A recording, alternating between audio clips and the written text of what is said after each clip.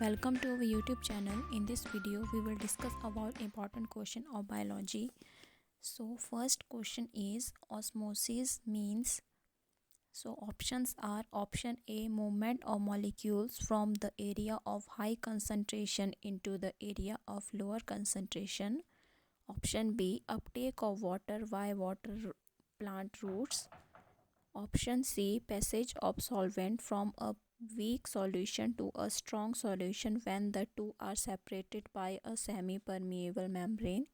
या option D passage of solutes from a weak solution to a stronger solution when the two are separated by a semi-permeable membrane. So its correct answer is option C. Osmosis means passage of solvent from a weak solution to a strong solution.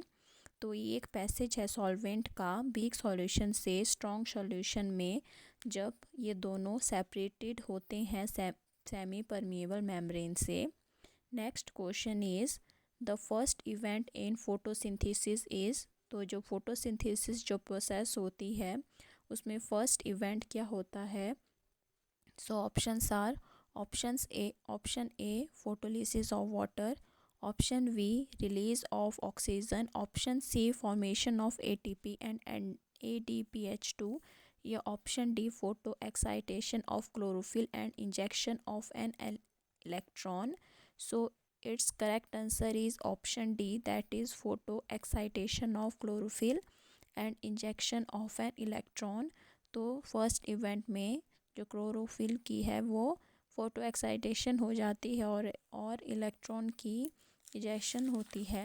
Next question is starch is insoluble in water yet it is accumulated in large quantities in potato because. तो जो starch है वो water में insoluble होता है क्योंकि ये large quantity में पोटैटो में accumulated होता है क्योंकि. Options are option A it is synthesized in the potato tubes itself.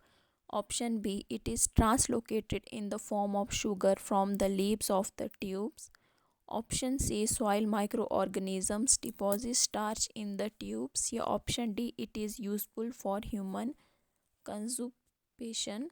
So its correct answer is option B, that is it is translocated in the form of sugar from the leaves of the tubes.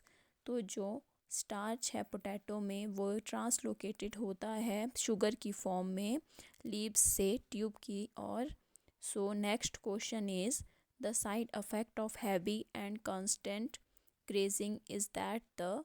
तो जो side effect होता है heavy और constant grazing का वो क्या है. So options are option A upper layers of soil are loosened and are eroded. Option B lower layers are made more compact and root respiration is interfered with. Option C lower compact layers make root penetration difficult. या option D all of these.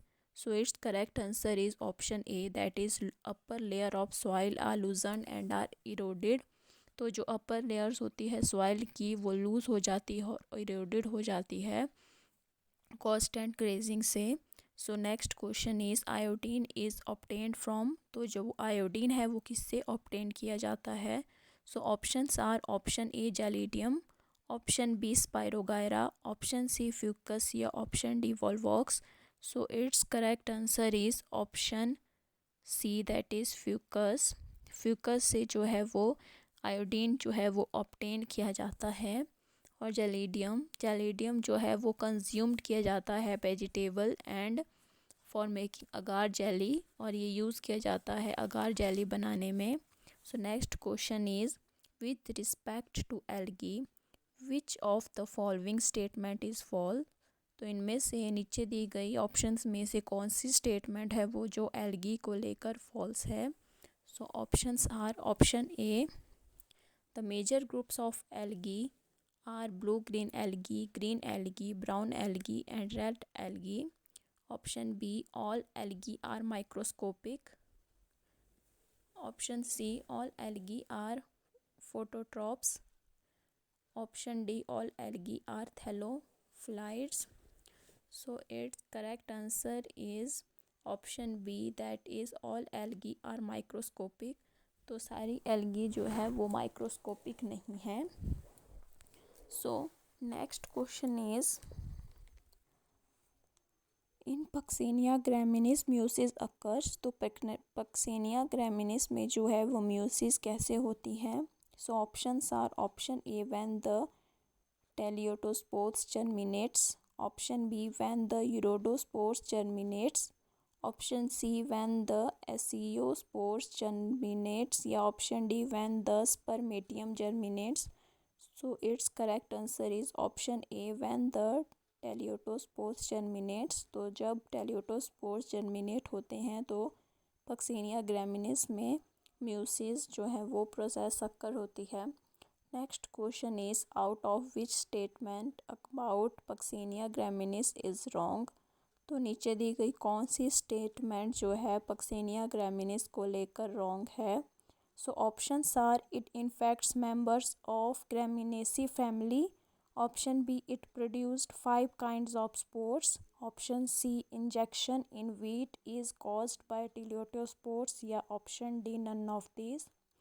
So its correct answer is option c, that is infection in wheat is caused by uredospores. तो इनमें से जो statement गलत है वो ये है कि जो व्हीट में जो इन्फेक्शन स्प्रेड होता है वो टेलियोटोस्पोर्स से होता है। Next question is endosperm is diploid in. तो जो एंडोस्पर्म है वो किस में डिप्लॉयड होता है। So options are option a polygonum, option b oenothera, option c peperomia, या option d all of the above. So its correct answer is option b oenothera. तो जो ओरिनोथेरा है उसमें जो एंडोस्पर्म है वो डिप्लॉयड होता है। Next question is anther wall is formed by the division of. तो जो एंथर वॉल है वो एंथर वॉल जो है वो फॉर्म्ड होती है किसके डिवीज़न से। So options are option a epidermis, option b sporogenous cell, option c parietal cell, या ऑप्शन डी सेंट्रल सेल्स।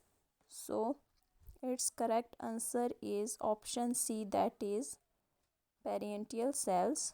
तो जो एंथर वॉल है वो पेरेंटियल सेल्स की डिवीज़न से बनती है। That's all for today. Please like, share and subscribe to our channel. Thank you.